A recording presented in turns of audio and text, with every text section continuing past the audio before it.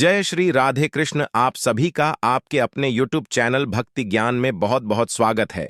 आइए आज आप सब जानेंगे मार्गशीर्ष मास यानी कि अग्रहण मास शुक्ल पक्ष वर्ष 2024 में मोक्षदा एकादशी का व्रत कब धारण किया जा रहा है। तो जानेंगे व्रत के शुभ मुहूर्त के बारे में। इस दिन पारण का क्या समय होगा, पारण कब और किस चीज से किया जाएगा। तो आइए जानते हैं इन सबों के बारे में। आप सभी भक्तों को मोक्षदा एकादशी व्रत की ढेर सारी शुभकामनाएं। आप सभी के जीवन में लक्ष्मी नारायण की कृपा से आप सभी को सभी प्रकार के सुख और समृद्धि की प्राप्ति हो। प्रत्येक माह के कृष्ण पक्ष और शुक्ल पक्ष की एकादशी तिथि के दिन एकादशी का व्रत धारण किया जाता है। सभी एकादश का अपना अपना विशेष महत्व माना गया है। इसी प्रकार से मार्गशीर्ष मास शुक्ल पक्षी की मोक्षदा एकादशी व्रत का अपना विशेष महत्व माना गया है।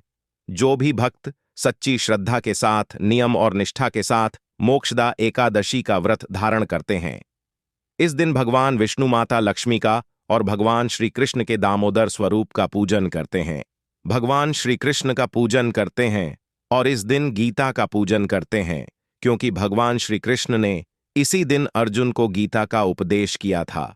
अतः मुक्ता एकादशी के दिन गीता, श्री कृष्ण, व्यास आदि का पूजन करके गीता जयंती का उत्सव मनाना चाहिए। इस दिन गीता पाठ, गीता पर व्याख्यान आदि हो और गीता का जुलूस निकाला जाए तो इससे अनंत पुण्य फलों की प्राप्ति होती है। मोक्षदा एकादशी व्रत करने वाले व्यक्ति को चाहिए कि दशमी तिथि के दिन, जो कि जौ और मूंग की रोटी, दाल आदि का प्रयोग करके, सिंधा नमक का प्रयोग करके सात्विक आहार ग्रहण करें।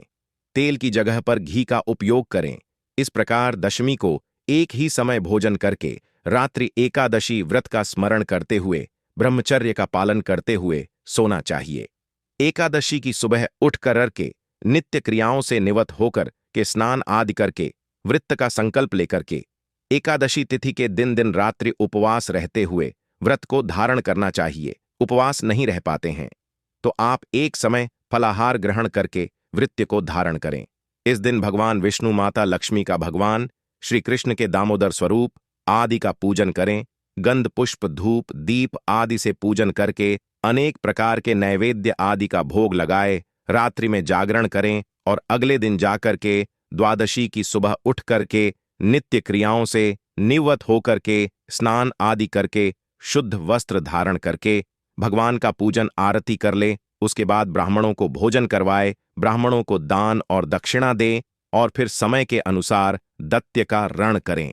इस प्रकार करने से व्यक्ति को मोक्ष की प्राप्ति होती है।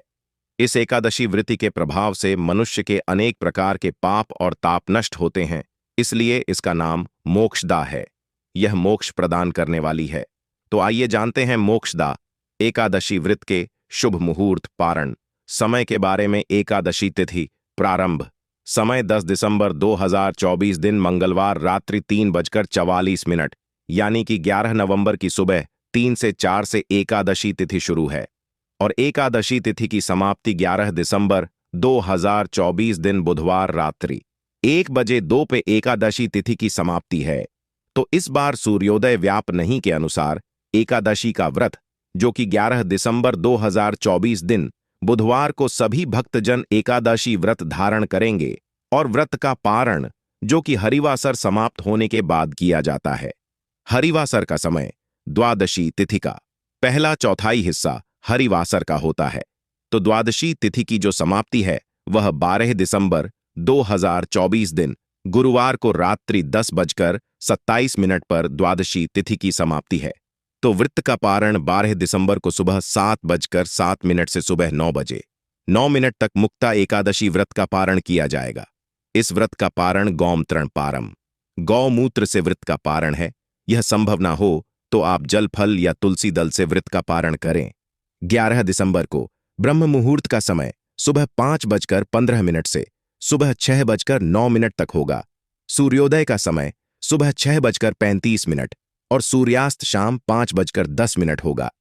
11 दिसंबर को राहुकाल का समय सुबह 11:51 से दोपहर 1:00 तक होगा और 12 दिसंबर को दोपहर 1 बजे से दोपहर 2:30 बजे तक होगा। राहुकाल समय के दौरान कोई भी शुभ कार्य या नया कार्य नहीं करना चाहिए। इस बात का ध्यान रखें। नक्षत्र रेवती सुबह 11:48 तक होगा। उसके बाद अश्विनी नक्षत्र होगा। योग वरयान सुबह 6:88 तक, उसके बाद पर्द योग होगा। 11 दिसंबर को रवि योग भी बन रहा है, जो कि सुबह 7:04 से सुबह 11:48 तक 11:48 तक होगा।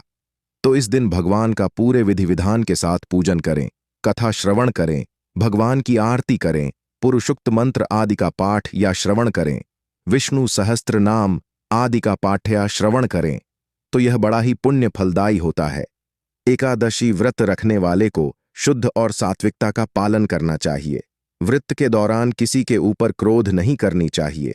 अपने मन में किसी के प्रति ईर्ष्य या द्वेष का भाव नहीं लाना चाहिए। ब्रह्मचर्य का पालन करना चाहिए। भगवान नाम स्मरण करते हुए समय को व्यतीत करना चाहिए। इससे पुण्य फलों की प्राप्ति होती है।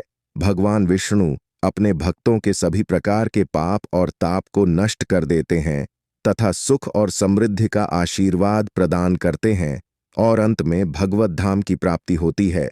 तो आशा करता हूं कि यह जानकारी आपको अच्छा लगा हो। इसी प्रकार से जनवर्धक जानकारियां प्राप्त करते रहने के लिए, व्रत पूजा के बारे में जानने के लिए, कथा को सुनने के लिए, चैनल पे अगर आप पहली बार आए हैं तो मेरे शुभ भक्ति ज्ञान चैनल को लाल बटन दबा करके सब्सक्राइब करें। साथ में बेल आइकन घंटी को दबाएं ताकि आने वाली वीडियो का नोटिफिकेशन आपको समय से मिलता रहे। वीडियो को लाइक करें, शेयर करें। सुखी रहे और स्वस्थ रहे। जय श्री राधे कृष्ण। धन्यवाद।